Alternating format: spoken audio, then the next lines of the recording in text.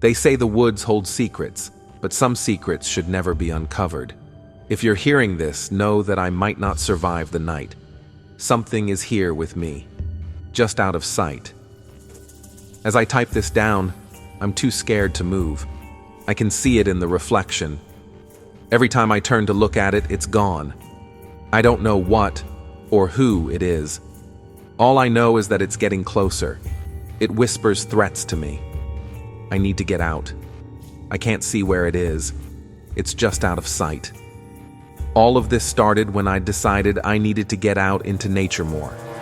Growing up in Michigan, getting into nature meant going hunting or fishing. My dad and I used to go hunting at every chance we got. It was a perfect combination. He was retired and I was a homeschool high schooler. We had no schedule to keep to. We would go to the UP for bear hunting, the west side of the state for turkey hunting, and to northeastern Michigan for deer hunting. I really missed that, and I missed my dad. I was born later in life from my parents. My dad was 58 when I was born, and my mother, his second wife, was 36. I used to get made fun of for my parents' age gap. I never thought it was strange. My mom wasn't some 19-year-old dating a 45-year-old. My mom was already in her 30s. When I was born, people assumed my dad was my grandpa.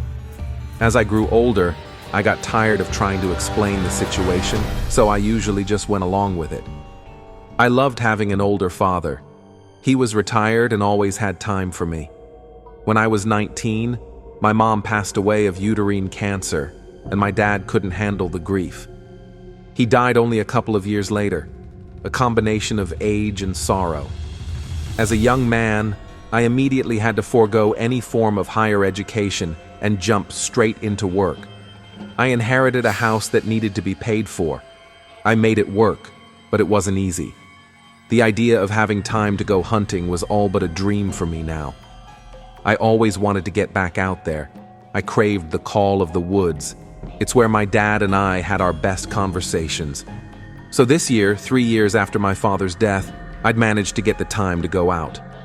I'd requested all 40 hours of my vacation time off for opening deer season.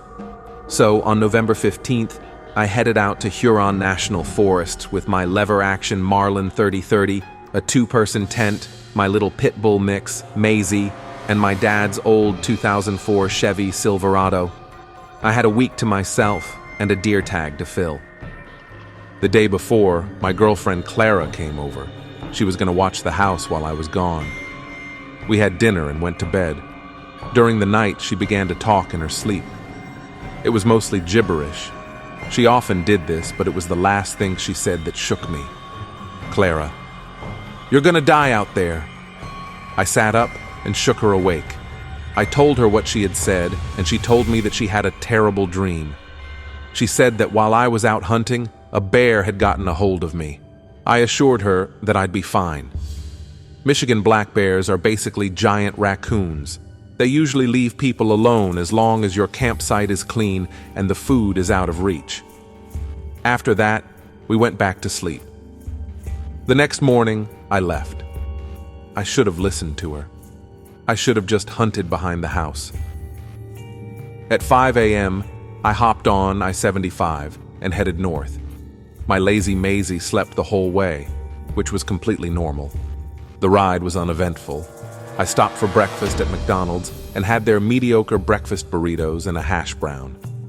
Maisie woke up only for this and happily received a good girl hash brown. When I got to the campsite that I had registered, I let Maisie out, and she gleefully tramped around. She was loving the new smells and sounds that she got to experience for the first time. Then, out of nowhere, she started looking downhill and whimpering, not like a scared dog, but rather like a dog who's overly excited. I looked where she was looking and saw a lean-to. I'm not stupid. I immediately got us back in the car and drove away. I got on my phone and checked to see if there were any other campsites open for registering. Thankfully, there were. I chose one that was another 5 miles into the forest north of the first campsite. I'd watched enough horror movies to know that you don't mess with random forest structures.